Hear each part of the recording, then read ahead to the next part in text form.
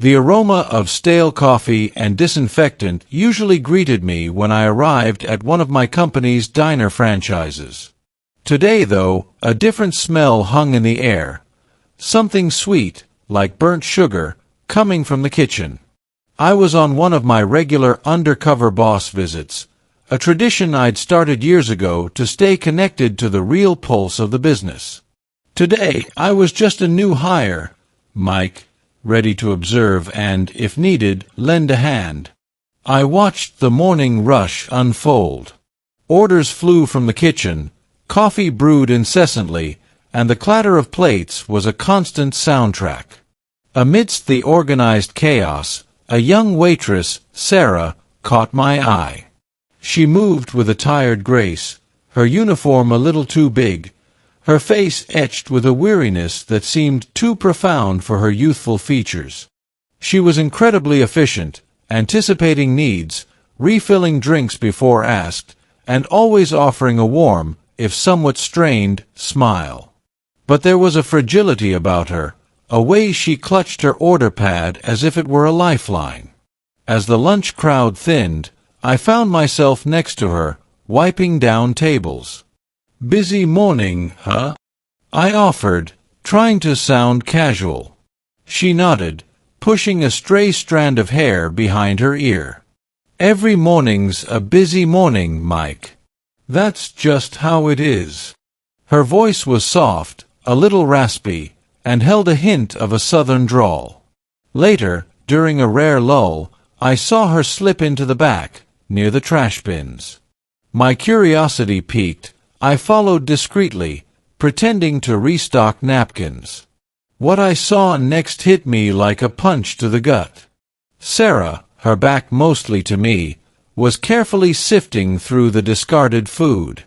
Not rummaging wildly, but picking out a few pieces of uneaten bread from a cleared plate, a slightly bruised apple, a few stray fries. She ate them slowly, almost mechanically, her eyes darting around as if afraid of being caught. It was clear this wasn't an act of disrespect for the food.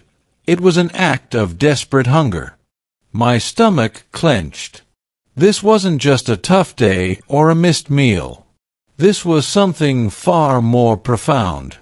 This was a young woman, working tirelessly in my company, so hungry she was resorting to eating scraps from the trash. The sight was a stark, brutal reminder of the gap between my air-conditioned office and the reality of some of my employees. I couldn't just stand there. My first instinct was to offer her money, to buy her a meal, but I knew that wasn't the solution. It wouldn't fix the underlying problem, and it would expose my true identity, which I wasn't ready to do just yet. I needed to understand why. That evening, after my shift, I waited for her by the staff exit.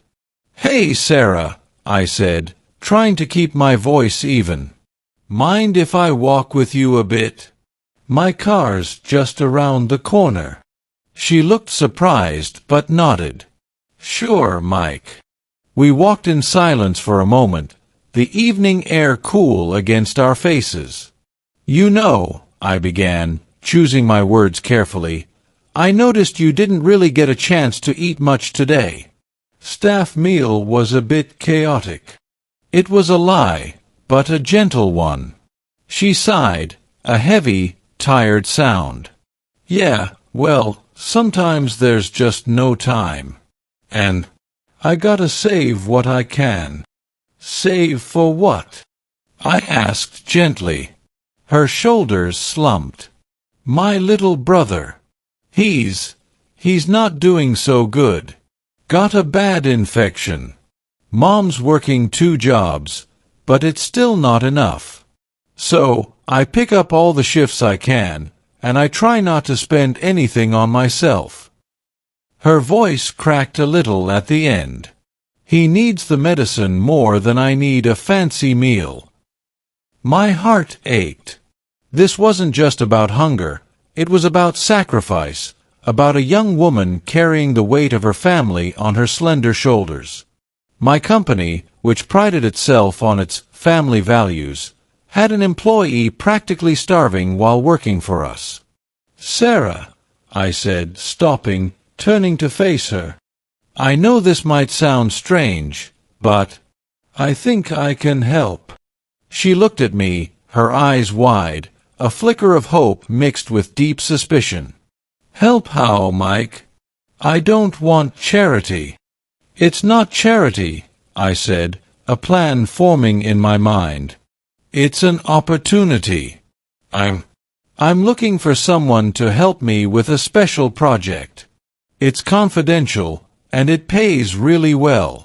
Like, significantly more than what you're making here. It would be a temporary thing, but it could make a real difference for your brother." She stared at me, her mouth slightly agape. "A project? What kind of project?" "I can't go into details right now," I lied smoothly. "But it involves some research, some observation.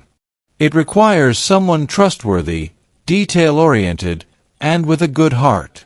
Someone who understands what it means to work hard. And I think that's you." The next day, I called an emergency board meeting. My executives, usually composed, looked stunned as I laid out Sarah's story, not naming her, but describing the desperate situation of an employee.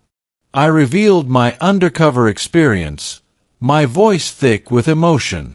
"We talk about profits, about growth, about customer satisfaction," I said, my gaze sweeping across their faces. "But what about the people who make those profits possible? What about the people who serve those customers? If our employees are struggling to feed themselves, then we are failing, profoundly failing." I announced a complete overhaul of our employee welfare program. Not just a raise in minimum wage, though that was a part of it, but a comprehensive support system. Subsidized healthy meals for all employees during shifts, emergency financial assistance for medical crises, and a scholarship program for dependents of employees. I also declared that I would personally fund Sarah's brother's medical expenses, and she would receive a significant bonus for her consulting work on my special project. When I finally revealed my identity to Sarah a few days later, she was, understandably, stunned. She cried, not tears of despair, but of overwhelming relief and gratitude. She didn't fully grasp the scale of the changes I was implementing, but she understood that her brother would be okay. The news spread through the company like wildfire. Initially, there was shock, then a wave of understanding and appreciation. Employees started sharing their own stories, and a sense of community, of genuine care, began to bloom. The diner, once just a place of work, felt different. The laughter was a little louder, the smiles a little wider, and the aroma of coffee, for me, finally smelled of possibility, not just stale routine.